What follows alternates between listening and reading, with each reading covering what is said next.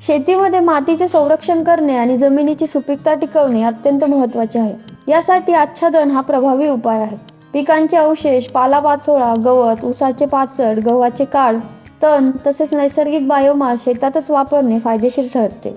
आच्छादनामुळे जमिनीचे आरोग्य सुधारते, पाण्याचे संवर्धन होते आणि हवामानातील प्रतिकूल परिणाम कमी करता येतात. आच्छादन म्हणजे काय? शेतीतील पिकांच्या 2 ओळीतील किंवा झाडांच्या खोडाजवळील मोकळ्या जमिनीवर नैसर्गिक किंवा कृत्रिम पदार्थांचा थर देऊन ती झाकली जाते. यालाच आच्छादन म्हणतात. आच्छादनासाठी वेगवेगळ्या प्रकारचे साहित्य वापरले जाते. सेंद्रिय आच्छादनामध्ये काडी कचरा, पालापाचोळा, दसकटे, ऊसाचे पाचड, गव्हाचे काड, तण, वाळलेली पाने, शेणखत यांचा वापर होतो. असेंद्रिय आच्छादनामध्ये मातीचा थर, पॉलिथिन पेपर, भूशेती कव्हर यांचा समावेश होतो. सेंद्रिय आच्छादनाचा वापर विशेषतः सेंद्रिय शेतीत केला जातो, कारण तो जमिनीसाठी सर्वात पोषक आणि पर्यावरणपूरक पर्याय आहे. अशाच काही माहितीसाठी किसान राजला बघत राहा.